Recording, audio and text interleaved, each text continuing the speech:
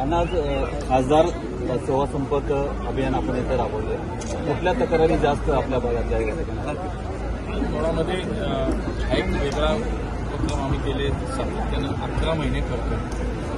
आज आमचा हा आपल्या 6 विधानसभा पुणे लोकसभामध्ये येतात. त्यातल्या प्रत्येक विधानसभा क्षेत्रामध्ये दर महिन्याचा एक जनता दरबार, त्याला आपण खासदार जनसंपर्क सेवा अभियान असं म्हटलं. त्याच्यामध्ये आम्ही प्रत्यक्षात सर्व सरकारी व्यवस्थांना सोबत घेऊन नागरिकांना प्रत्यक्षामध्ये भेटतो.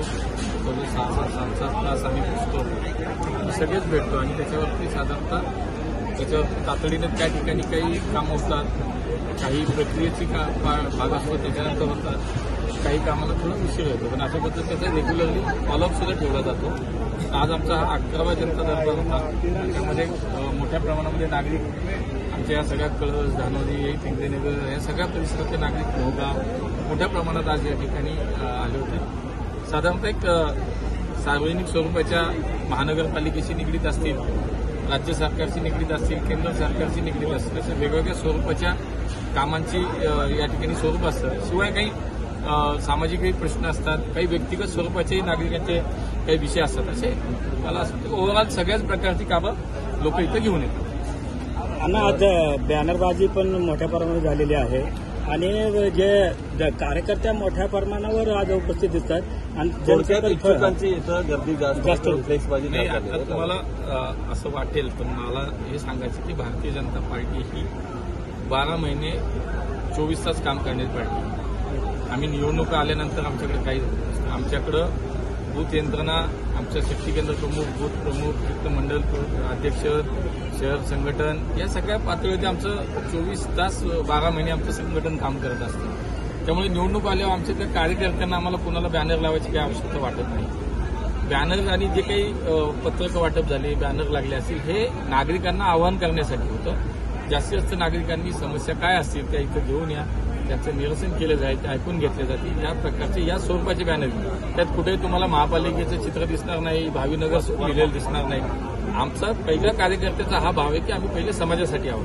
त्यामुळे आमच्या प्रत्येक कार्यकर्त्याचा जो काही बॅनर लागला असेल बोर्डाला, त्याच्यामध्ये हेच दिलं की आपण या आपल्या समस्या आम्ही सोडवणार. धानोरी लोहगाव भागात डिफेन्सचा 100 मीटर 900 मीटरचा प्रश्न गंभीर आहे. त्याबाबत आज अनेक अशाही स्वरूपाच्या लोकांच्या तक्रारी आल्यात नागरिकांच्या. तर आम्ही आता याच्यामध्ये असं ठरवलं की डिफेन्सच्या संदर्भातल्या म्हणजे त्याच्यात बांधकामाचा विषय असेल, हाईट रिस्ट्रिक्शनचा विषय असेल, रस्ता रुंदीकरणाचा विषय असेल, डीपी रस्ते ओपन करण्याचा विषय असेल किंवा नवीन रस्ते तयार करण्याचा विषय, या संदर्भात अनेक वेगवेगळ्या स्वरूपाच्या काही समस्या जाणवत आहेत. त्यासाठी एक स्वतंत्र बैठक आम्ही सगळे मिळून पुढच्या काळामध्ये याच विषयासाठी फक्त स्वतंत्र बैठक होणार. मेट्रो आळंदीपर्यंत किंवा एअरपोर्ट एक्सटेन्शन प्रस्ताव आहे का? मी मागच्याच आठवड्यात म्हणालो की आळंदीपर्यंत मेट्रो ही काही केली तरी जाणार आहे. आजही आमच्या अनिल टिंगरेंनी सुद्धा तेच पत्र मला दिलं आणि त्यांनी ती मागणी केली, काही दिवस करतात. तर मागच्याच आठवड्यात त्या संदर्भातलं मी महामेट्रोचे आमचे सर्व महाव्यवस्थापक सर्व नागरिकांशी सुद्धा बोललो, त्यांना डीपीआर सुद्धा तयार करायला सांगितलं आहे. त्यामुळे आळंदीपर्यंत मेट्रो नेणं शेवटी संत माऊलींच्या आज समाधीस्थळापर्यंत आपल्याला जायचं आहे. आज महाराष्ट्रात लाखो भाविक तिथे येतात. पुणे पिंपरी चिंचवड असेल, पुणे ग्रामीण असेल, मोठ्या प्रमाणामध्ये वारकरी संप्रदाय आणि या सगळ्या क्षेत्रातली वारकरी संप्रदायाची मंडळी तिथे येतात, नागरिक येतात. मग त्यांना सोयीच होण्यासाठी आळंदीचा विचार हा निश्चितपणे केला जातो. विमानतळाचं नामकरणाचं अण्णा विमानतळांचं नामकरण संत तुकाराम महाराज विमानतळाचं नामकरण शेवटी ही संत तुकाराम महाराजांच्या पदस्पर्शाने पावन झालेली भूमी आहे. तुकाराम महाराजांचं लोहगाव हे आजोळ होतं. तुकाराम महाराजांच्या कीर्तनामध्ये साथ देणारे अनेक मंडळी हे लोहगावमधले होते आणि असं एक मोठी परंपरा या लोहगावच्या संदर्भात म्हणजे आपले संत तुकाराम महाराजांच्या आयुष्याशी जीवनाशी निगडीत ही परंपरा आहे. आणि म्हणून हा विचार आपण केला होता. गेल्या अनेक वर्षांची मागणी होती पुणे विमानतळाला संत जगद्गुरू संत तुकाराम महाराजांचं नाव देण्यात यावं. तो प्रस्ताव आपण दिला, त्यासाठी प्रयत्न झाले आणि राज्य सरकारने दोन्ही विधिमंडळाच्या सभागृहामध्ये तो प्रस्ताव पारित केला. आता तो केंद्र सरकारच्या कॅबिनेटच्या मान्यतेसाठी प्रस्ताव आहे.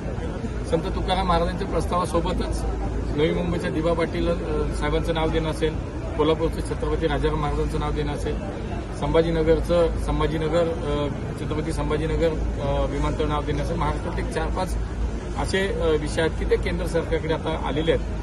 तर पुढच्या काळात हे सगळे प्रस्ताव तरी त्याला निश्चितपणे किती पास दिवस होतील. लागू आणि आता हे कॅबिनेटवरती आहे अवलंबून, पण आपले प्रयत्न आमचे सगळ्यांचे चालू आहेत. अण्णा, धन्यवाद.